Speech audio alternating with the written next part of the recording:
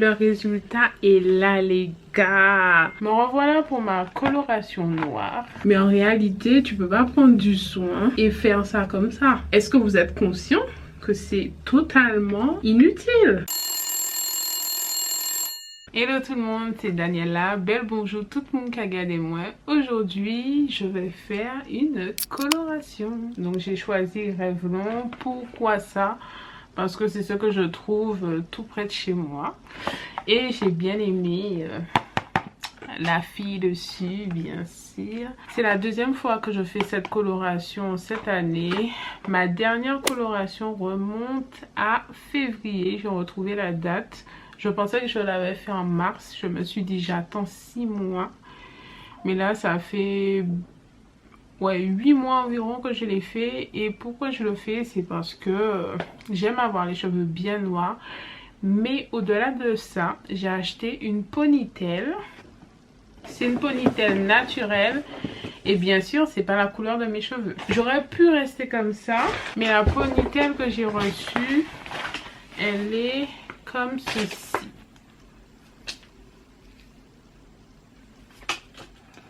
Vous voyez, ça ne matche pas. En plus, j'ai pris 18 pouces si je ne me trompe pas. Donc, j'ai trop envie de l'utiliser, mais c'est pas la même couleur. Donc, je me suis dit, il est temps de faire ma couleur.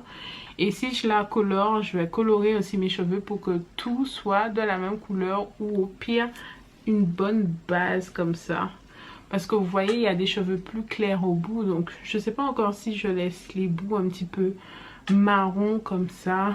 On verra bien. J'ai quelques cheveux blancs, pour ne pas dire beaucoup de cheveux blancs au milieu. Donc ce serait cool aussi de les recouvrir.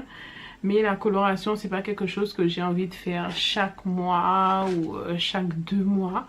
Si je peux espacer à peu près tous les 6 mois, ça me va très bien. Parce qu'il faut pas oublier que la coloration, c'est quelque chose de chimique. Nous allons voir ensemble qu'est-ce qu'il y a dans cette boîte. J'ai déjà mis mon t-shirt noir. Je vais faire ça dans la salle de bain parce que hors de question de tacher autour.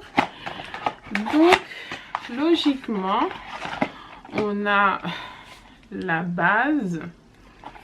Ensuite, on a la couleur. Donc là, c'est l'oxydant. Là, c'est la couleur. Numéro 3, c'est quoi? Donc c'est ça, la crème révélatrice. Non, c'est le soin post-couleur. Et pour finir, 4, c'est le masque booster de couleur. Ok. En général, je fais jamais le masque. Mais là, peut-être que je vais faire le masque. Par la suite, je rajoute un soin protéiné et ça va sûrement être Inner Care. Je ne sais pas s'il me reste assez de masques. On a toutes les indications ici avec les gants. Donc, c'est bon. Il y a tout dans la boîte. Ça, c'est le plus important. J'ai toujours une petite crainte par rapport à ça. D'acheter une boîte de coloration et qu'il n'y ait pas tous les ustensiles et tout dedans. Là on te dit des retouches, c'est 25 minutes. Mais je vais recolorer tous mes cheveux. Laissez agir la formule pendant 30 minutes si vous avez des cheveux blancs résistants ou si cette couleur est foncée. Donc je vais laisser poser 30 minutes. Ok. Toujours relire même si on connaît un peu les indications et tout. On se retrouve dans la salle de bain.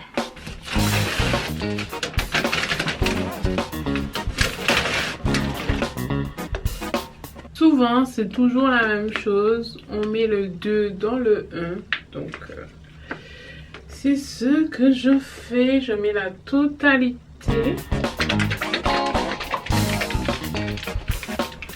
L'avantage, c'est que mes cheveux étaient déjà étirés. Donc, ce sera très facile pour appliquer cette coloration. Comme d'hab, j'ai ramené ma Kinky Box. Parce que c'est trop pratique d'avoir tout ce dont on a besoin devant soi. Bien sûr, j'ai pris une serviette noire pour éviter tout incident. Je vais mettre ça autour de mon cou. J'ai failli oublier. Non, j'ai pas oublié.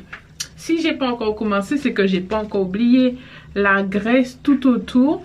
Pour ne pas tacher son front ni ses oreilles. Tout ça se prélève. Et je vais... faut surtout pas appliquer sur les cheveux, sinon ça va pas prendre.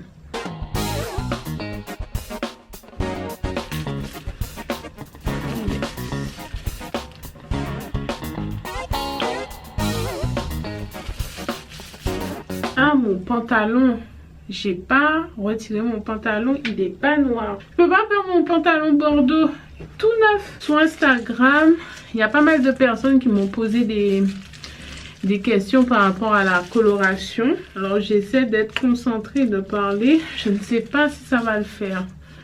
Il faut savoir que même si vous faites une coloration noire, vos cheveux sont colorés et il faut les traiter comme tels.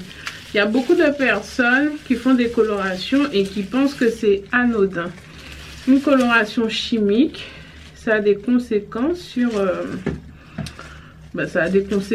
vos cheveux. Bon, j'arrive pas à parler et faire les choses. Bien sûr, le peigne à queue, très important. Comme par hasard, j'ai pas de batterie. Vous savez quoi? Je vous garde avec moi jusqu'à ce que l'appareil s'éteigne. Au moins, vous allez faire un quart avec moi.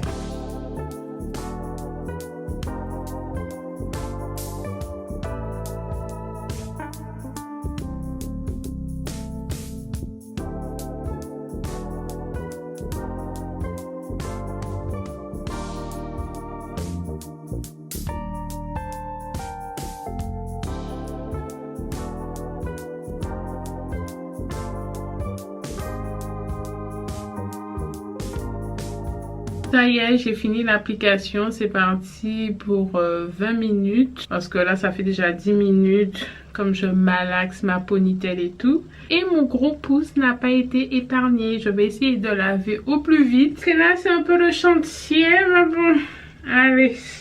On laisse poser. Voilà l'application. À tout à l'heure. Pour celles qui se posent la question, j'ai oublié de le dire au début. Mais la coloration, c'est sur cheveux sales. Pas besoin de faire de shampoing avant. D'ailleurs, on n'a pas besoin vraiment de faire de shampoing après. Parce que la coloration en soi, ça fait une émulsion. Et c'est comme si on fait déjà un shampoing. Il est temps de rincer. Donc dans un premier temps, on met plutôt de l'eau tiède. C'est-à-dire qu'on met un tout petit peu d'eau. Et on va émulsionner, surtout pour enlever la délimitation au niveau des bords. Donc là on met un tout petit peu d'eau à chaque fois, on met pas de l'eau directement, on met un petit peu, on frotte. Go à la douche parce que c'est bon, ça commence à couler trop. Normalement, on garde les gants pour bien rincer, mes flemmes. J'aurai les ongles un petit peu noirs. Me voilà après rinçage. Je garde toujours 2 séparations lorsque je finis, 2 ou 4 séparations. Il faut que j'applique maintenant le soin. Donc, je fais ça généralement sur cheveux mouillés. Comme ça, ça glisse mieux. Donc, il y a le soin du paquet.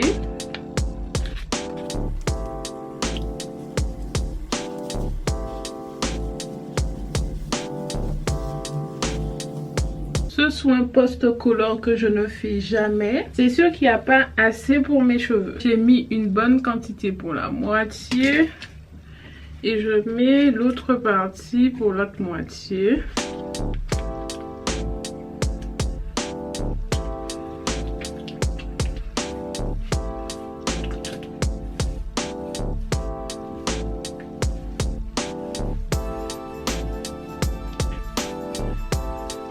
Comme ça, vous appliquez votre masque sur vos cheveux, vous prenez et vous frottez comme ça.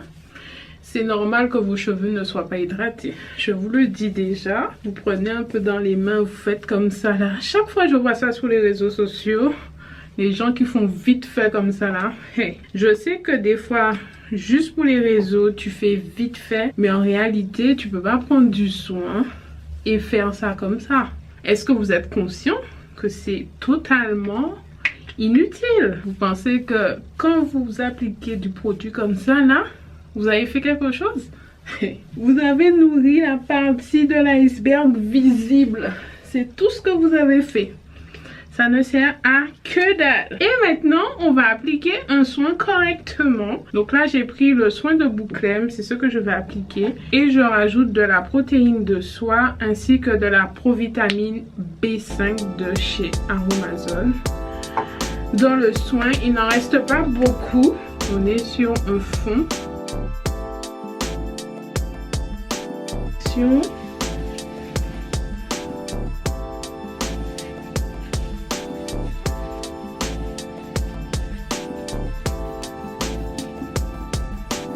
Voici comme ça on applique son soin. On fait des sections. On passe bien ses mains tout autour. Ensuite, on fait des petites séparations. Ça fait un démêlage au doigt. Et le produit qui est sur vos doigts, vous faites aussi glisser dans les cheveux.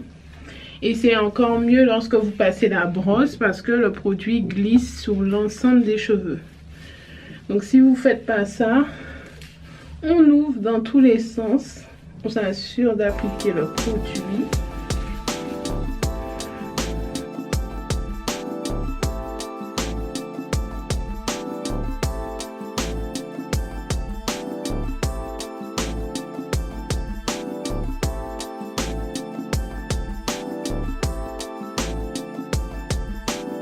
Ça y est, j'ai fini l'application. Donc j'ai dû compléter avec un autre masque parce que j'avais plus.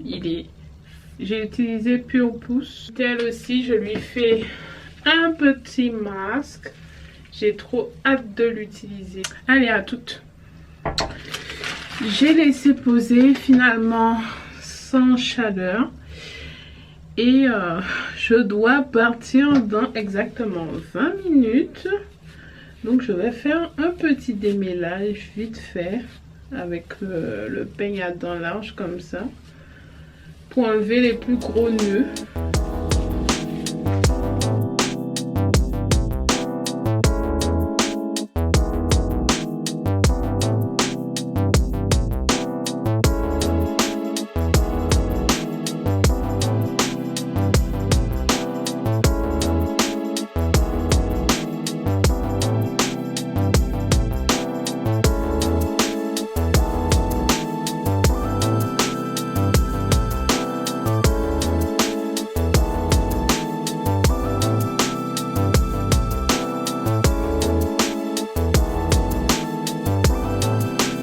Et vous voyez, c'est le seul moment où je vais vraiment démêler mes cheveux. Sinon, peu importe ma coiffure, c'est très rare que j'ai à les démêler à nouveau. Peut-être pour le brushing, oui, je les démêle aussi pour que les cheveux soient bien étirés. Mais c'est pas le même démêlage. En général, les cheveux sont déjà démêlés, donc ça facilite le processus. J'ai rincé mes cheveux. Je pense que je vais sortir sans rien mettre dessus. Je vais juste les attacher. Et puis voilà. Je crois qu'il y a un petit peu de soin encore dessus. Ça me saoule. Ouais. C'est bizarre. J'ai rincé, il y a moins de résidus blancs. Ma tête là, c'est un peu... Je sors quand même. C'est pour aller faire un cours de sexy dance. Je ne me sens pas sexy là avec ma coupe. Et puis ça va le faire. Comme on se retrouve quelques jours plus tard, nous sommes mercredi, on s'est quitté lundi soir. Ah là là, votre go vraiment très négligente. Hein? Donc voilà l'état de ma tête. J'ai rincé mon masque et je n'ai rien fait d'autre. C'est-à-dire que les nattes du masque sont là. Quand vous avez la flemme, je vous invite fortement à rincer vos cheveux sur nattes ou à faire des nattes et des vanilles comme ça. Même s'il n'y a rien sur mes cheveux, on ne peut pas vraiment dire que mes cheveux se sont cassés, abîmés ou autre. Je vais faire un braid out. J'ai demandé à la communauté sur Insta, qu'est-ce que je fais? Un wash and go, un braid out, un twist out. Qu'est-ce que j'ai dit? J'étire mes cheveux. Et là, je vais faire un braid out. Il faut savoir que quand tu ne mets rien sur tes cheveux et que tu les laisses bien sécher comme ça, forcément, le masque a fait effet. Ça a apporté une hydratation aux cheveux. Donc, quand je touche mes cheveux comme ça, ils sont pas secs. Vous voyez, ils sont secs, mais ils sont pas genre déshydratés, sans rien dessus. Et vous voyez, il y a déjà même une définition. Quand je les touche, ils sont super doux. Donc, j'avais fait le soin de... Quel nom à ça encore? Bouclem. Et par là, j'ai fait Pure Pousse. Mais en tout cas, côté Bouclem, c'est super doux. Je défais juste pour voir côté Pure Pousse. Et certaines personnes me demandent comment je fais pour ne pas mettre de produit sur mes cheveux et rester comme ça.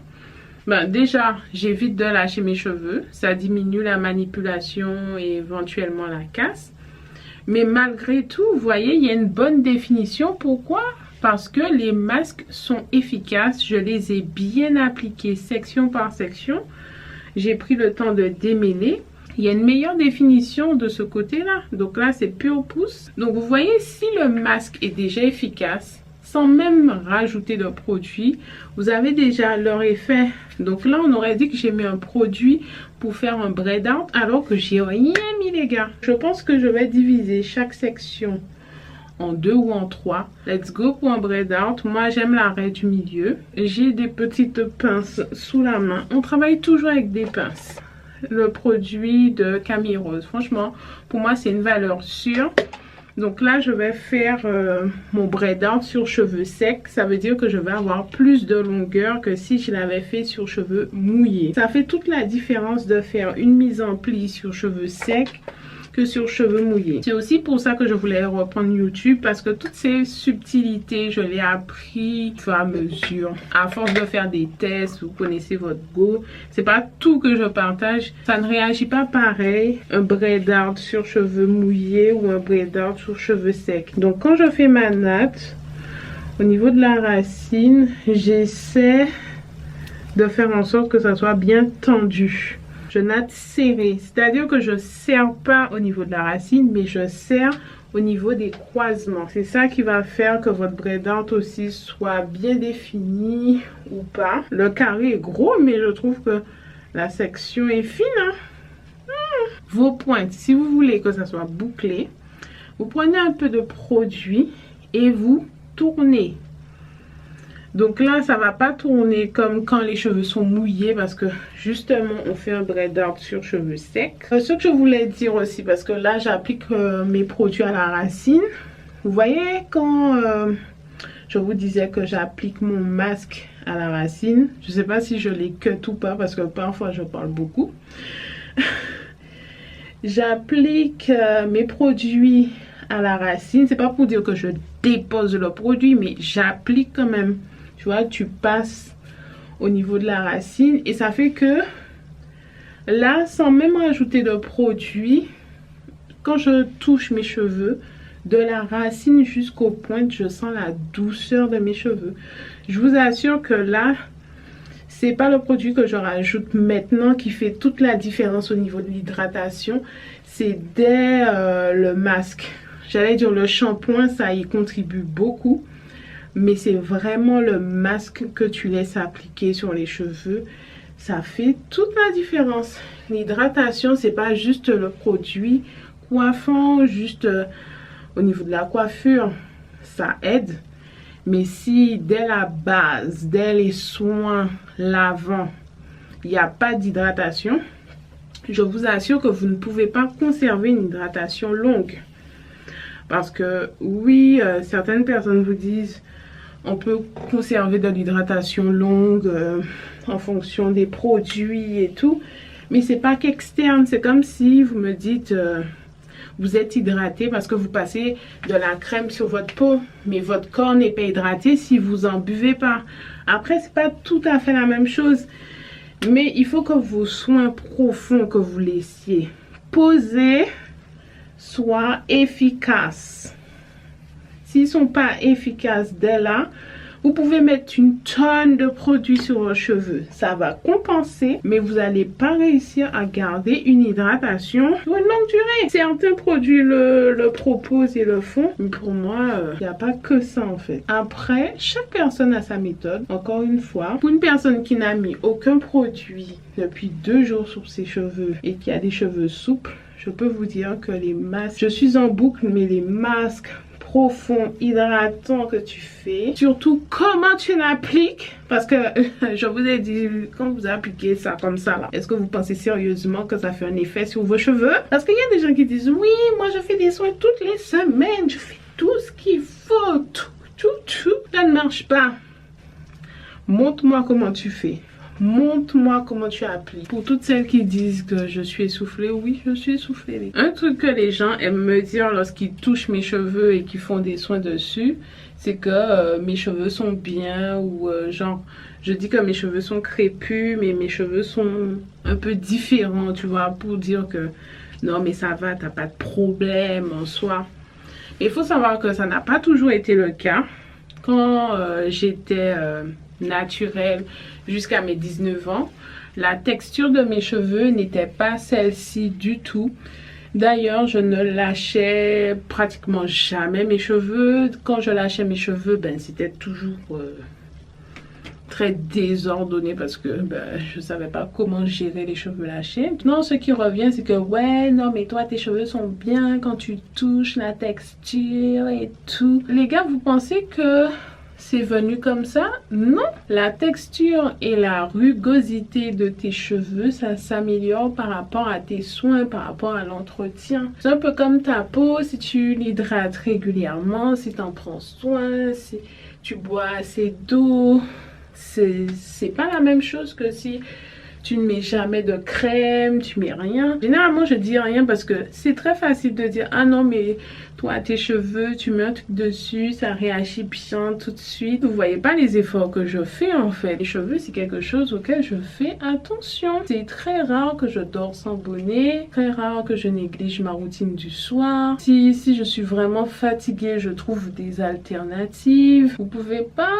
émettre un jugement parce que vous arrivez au moment où mes cheveux sont au top, où j'ai bien compris comment ils fonctionnent. Et certaines personnes pensent que l'hydratation se fait directement sur cheveux humides. La preuve que non. Et vous allez voir que quand je vais défaire, mes cheveux seront magnifiques. Sans prétention bien sûr. Mais regardez, mes cheveux sont bien secs. Je ne mets pas d'eau du tout. Un peu de crème, voilà, on passe bien. Quand je sens que c'est pas assez doux, je reprends un peu, soit j'applique sur les pointes et je remonte. On passe bien les doigts et après on fait sa natte. Je me demande aussi, quand j'hydrate comme ça, pourquoi je ne mets pas d'huile directement. Parce que ce n'est pas obligatoire. J'ai remarqué que quand on hydrate et on met l'huile directement, il se peut qu'on mette trop d'huile et du coup on se retrouve avec des cheveux poisseux. Sachant que dans une crème, pour cette composition, peu importe les compositions de crème de ce type ou même les laits plus fluides, il y a toujours une partie aqueuse et une partie grasse, huileuse. Donc en soi, dans un produit, on a déjà de l'huile, c'est juste que selon l'épaisseur de tes cheveux, ça va être suffisant ou non. Je sais que pour moi, ce n'est pas suffisant, mais j'aime le volume. Quand tu veux du volume, il ne faut pas trop alourdir les cheveux. Déjà, la crème alourdie, si tu rajoutes de l'huile, ça peut plomber aussi tout ton volume. Donc moi en général, soit je mets dans ma main à la fin un peu d'huile et je passe comme ça, mais je ne mets plus d'huile lorsque je fais ça, à part si je veux un certain résultat. Mais je vous assure que on n'a pas besoin de mettre de l'eau avant, on n'a pas besoin de mettre forcément de l'huile lorsqu'on hydrate tout de suite. Donc testez. Tout ce que je vous dis là, il faut tester. Comme je dis à chaque fois, je conseille, je donne des pistes, mais je ne suis pas Dieu. Ok, je ne me prends pas pour... Chaque personne a sa façon d'expliquer les choses. Chaque personne propose des choses et vous, vous disposez. If you want, you want. Sur ce, je vais me poser devant Netflix. Je vais continuer et je reviens lorsque j'aurai fini. Ça y est, j'ai fait toute ma tête. Voilà mes nattes bien propres. Franchement, j'ai une belle pousse. Je sais pas la dernière fois que j'ai fait des nattes, c'était à quelle longueur. Mais là, je trouve qu'on est pas mal. Les cheveux sur les côtés et derrière sont plus courts. On est mercredi, je pense que je vais défaire ça d'ici fin jeudi ou début vendredi. Je sais pas encore. On se retrouve pour le jour du dénatage. On se retrouve vendredi, le jour pour défaire mes nattes. Alors mon objectif c'est d'avoir du volume. Donc je pense que je vais quand même bien dédoubler mes cheveux pour les gonfler. J'aurai moins de définition parce que je vais pas rester dessus. J'ai pris mon huile de la marque Honeyland. Franchement ça sent trop bon. Je sais pas si vous me voyez bien parce que je me suis mis en plein soleil. J'ai pris mes différents peignes. Bon, c'est pas ceux-là que je préfère, mais je trouve pas mon peigne préféré parce que je l'emporte partout.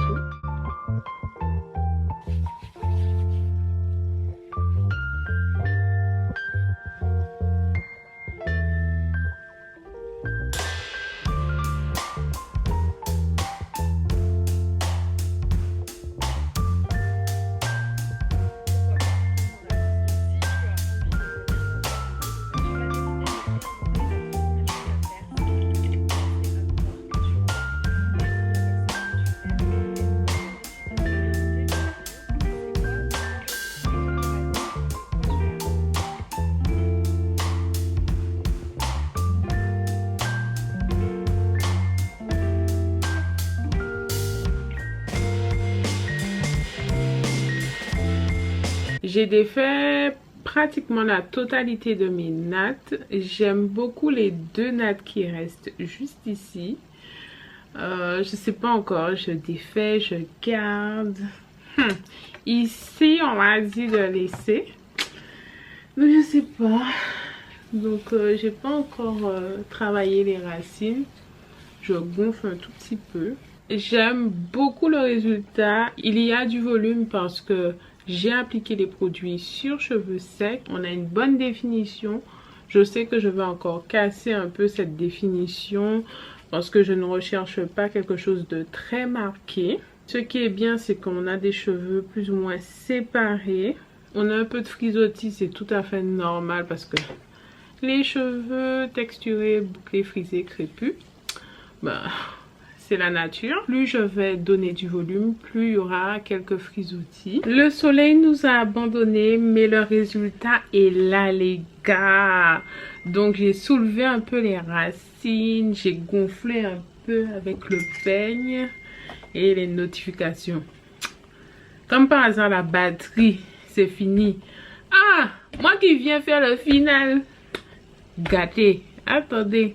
On va changer de décor, on va changer de batterie et avec un peu de chance, le soleil va revenir. Me revoilà, mon twist art à 4 à 5 heures. C'est un peu gonflé, ça rétrécit, mais j'aime énormément le résultat.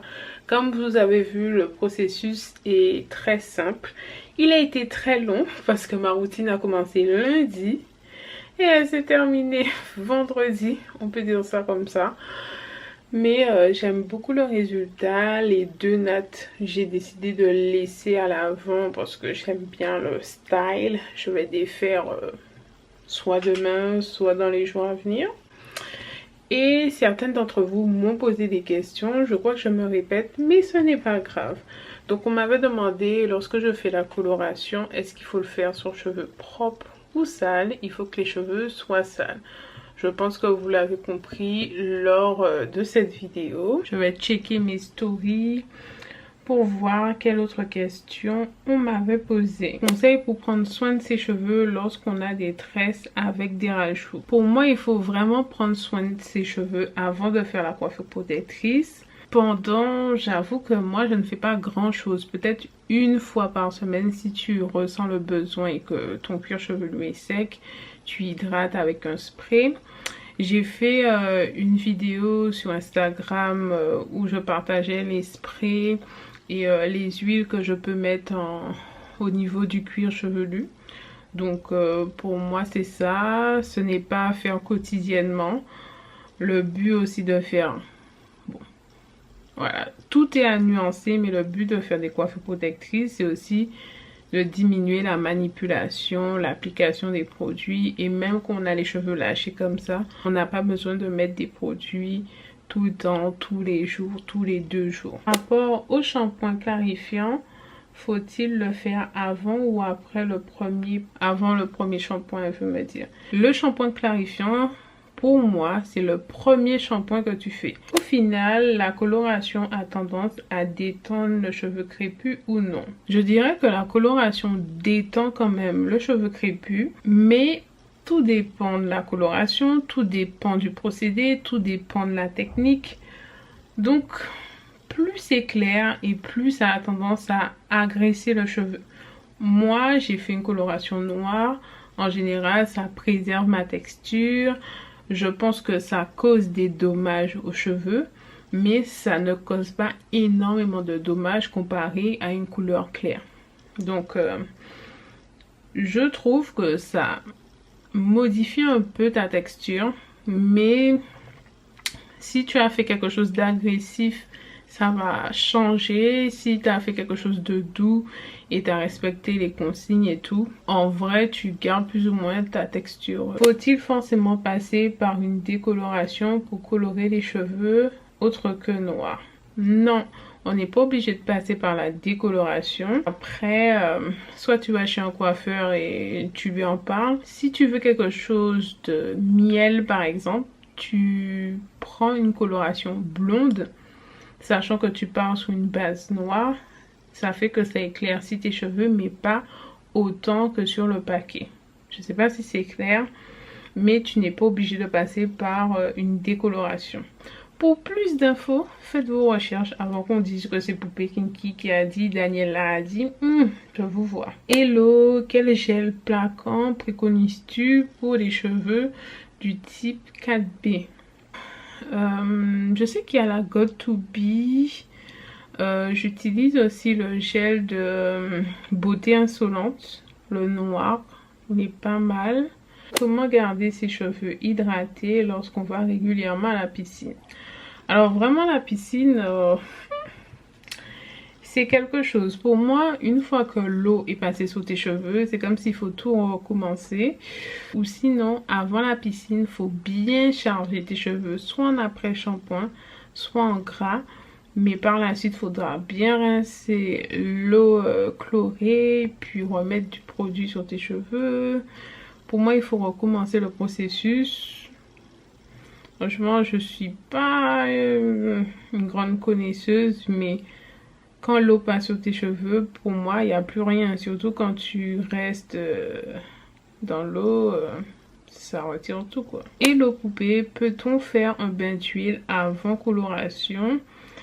La faire sur cheveux sales ou propres? Alors, on ne fait pas de bain d'huile lorsqu'on va faire une coloration. Ce n'est pas préconisé. Comme je vous ai montré au début de la vidéo, je mettais du gras tout autour de ma tête. Et souvenez-vous, je vous ai dit que si je mets du gras sur mes cheveux, la coloration ne va pas prendre. En fait, c'est comme si l'effet de la coloration ne va pas prendre lorsque tes cheveux sont gras.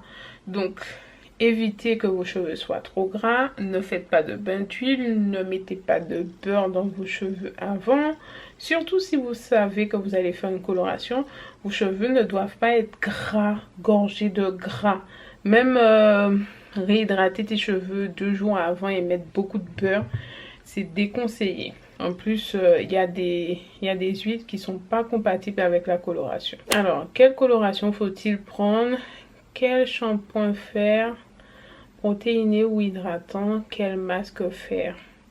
Alors, je pense que je l'ai expliqué dans cette vidéo. Au niveau de la coloration, je vous avoue que Si vous n'êtes pas coiffeur, ben, pour moi, une coloration du supermarché, ça fait l'affaire. Après, si vous avez envie de faire quelque chose d'un peu plus poussé, vous allez... Non, je pense que le plus simple, c'est de prendre une coloration du supermarché. Mais si vous aimez changer de couleur, c'est pas forcément ce que je vous conseille. Sinon, rapprochez-vous d'un professionnel. Alors, quel shampoing faire? Un shampoing classique ou shampoing colorant? Tout dépend de la couleur en fait. C'est ça, moi je pars sur ma base noire, mais si par exemple tu as fait une couleur rouge, il y a des shampoings colorants rouges ou il y a des shampoings pour cheveux colorés, voilà, qui n'agressent pas trop le cheveu et qui le maintient. Alors, protéiné ou hydratant, je dirais les deux. Tout dépend de l'état de tes cheveux. Quand tu as des cheveux colorés, tu peux faire des soins hydratants, tu peux faire des soins protéinés. Tout dépend du besoin actuel de tes cheveux. Moi, d'expérience, par les connaissances que j'ai acquises, c'est préférable de faire un masque fortifiant. Qui dit fortifiant parce que la coloration apporte des dommages, dit protéiné. En général, il ne s'agit pas de faire que des soins protéinés, il s'agit juste après de renforcer tes cheveux avec un soin protéiné, mais par la suite, il faut alterner, il faut changer. Trop de protéines, ça casse. Trop d'hydratation aussi, ça peut casser, rendre vos cheveux trop élastiques. Donc il faut vraiment trouver un juste milieu. Alors, j'ai des cheveux blancs, j'aimerais savoir de quelle manière procéder. Hâte de voir la vidéo. Merci d'avance. Au niveau des cheveux blancs, on peut faire le choix d'aller vers différents types de coloration. Ce que je disais dans ma story Instagram, c'est que les colorations chimiques et les colorations naturelles ne matchent pas ensemble. En tout cas, si ça fait peut-être 4 semaines que vous avez fait une coloration naturelle et vous voulez passer à une coloration chimique parce que vous avez trouvé que les effets de la coloration naturelle ne sont pas extraordinaires, c'est normal, c'est du naturel. Ben ça va pas marcher parce que on ne mélange pas coco et abricots. Voilà. Chez nous c'est une expression, mais on mélange pas les torchons et les serviettes.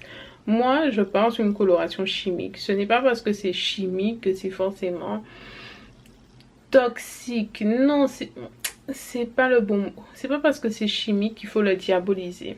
Encore une fois, selon le résultat que vous voulez, vous choisissez l'un ou l'autre. Le tout, c'est d'être dans le juste milieu. Encore une fois, toujours le juste milieu. Ce n'est pas parce que tu as fait une coloration chimique que tes cheveux vont tomber. Le but, c'est d'en prendre soin, de les entretenir. La coloration naturelle, c'est bien, mais il faut en faire 10 000, il faut être assidu, tout ça, pour que ça apporte des résultats. C'est pas une fois ou 2 fois que tu vois un grand changement. Moi, je suis pas spécialement pour la coloration naturelle, sachant que, bref, coloration chimique, 2 fois par an, je trouve que c'est tout à fait bien. Et comme je vous ai dit, ce n'est pas parce que j'ai les cheveux noirs que je ne considère pas mes cheveux comme des cheveux colorés. Dès que tu fais une coloration, tu fais en sorte d'entretenir tes cheveux comme des cheveux colorés. Donc tu fais attention à ce que tu appliques, à ne pas faire des soins trop agressifs, à les renforcer. C'est vraiment une question d'équilibre. La coloration, ce n'est pas pour des gens flemmards. Si tu fais une coloration et je sais pas, allez, 2 mois, tu constates que tes cheveux se cassent, faut pas s'étonner. Ok, tu peux blâmer la coloration, mais il faut aussi te blâmer. Parce que si tu n'entretiens pas quelque chose qui a été traité chimiquement, tu ne répares pas, tu ne renforces pas, tu t'attendais à quoi en fait? Tu t'attendais à quoi? Donc franchement, réfléchissez. Même moi qui ai des connaissances, j'ai fait ma mèche blonde. Pour ceux qui ne m'ont pas connue avec ma mèche blonde, bon voilà. Ça s'est cassé parce que, oui, j'ai fait des bêtises. Et malgré tout, je faisais des soins pour renforcer ma mèche. Donc, la coloration, c'est pas pour tout le monde. Surtout les colorations très très claires. J'espère que vous avez apprécié cette vidéo, que j'ai pu répondre à toutes vos questions. Si vous en avez d'autres, vous mettez en commentaire. Et je vous dis à dimanche prochain pour la nouvelle vidéo. Bye!